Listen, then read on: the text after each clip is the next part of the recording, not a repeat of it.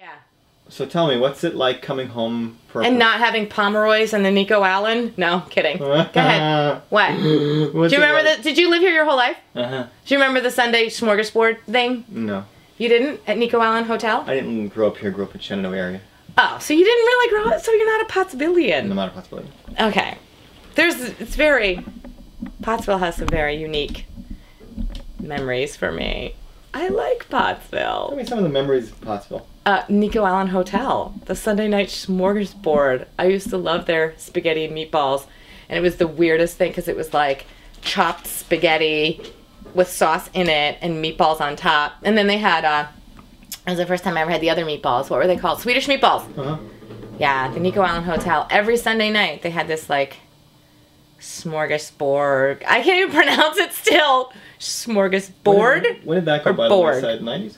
Huh? When did that go by the wayside? The 90s? Oh, in the 80s. Early 80s. I used to go there when I was little, like in the 70s. Wow. Yeah. Yeah.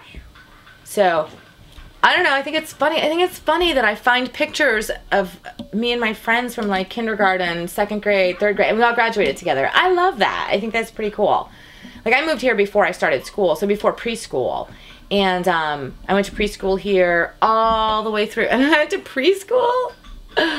The preschool teacher, her husband was the funeral director. It was right by Garfield Elementary, which is now the library, I think.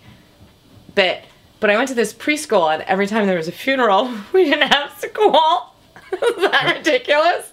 That was cool. It was good. Circle of life kind of stuff. I really don't. But listen, but here's the thing. Yes. When everyone else is a super double type A ultra achiever, not even overachiever, ultra achiever in your family, even if you're like a little bit below that, you come across as like mellow and lazy and a type B personality, which is weird because everybody I know is like, God, you're such an overachiever. I'm like, yeah, no, I'm not. I'm totally mellow. You should meet my family. Swear to God. Yeah. Ruby, how often do you do stand-up? Besides, like, every day at home? Like, depends. Depends on the week. I mean, sometimes I'm booked out for like 5 days in a week, and then sometimes it's like every week. We had this big thing. So I was out probably 3 or 4 times a week on average, and then it started getting out of control. It was really taxing because I was working every day, and then I would come home and change and then run back out again, and it just started to get taxing, and like it bothered everyone, the kids, my husband, me.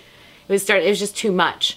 So I backed it out, and I do once a week, probably at a minimum, and then I also do a standing show once a month in my hometown in Colorado, so that's fun. And so I know I'm gonna do stand up once a month, and at a minimum, right? But I usually go out like once a week, and I'll either go to an open mic or a book show or something like that. You're in Denver. The joke is my 20th high school reunion's coming up, and I went on a crash diet a couple weeks before the big day, and I know that's probably not the healthiest thing to do, and I definitely had time to prepare. I mean, I've known about this thing for like, I don't know, 20 years, so probably should have thought about going on that diet a couple of decades ago.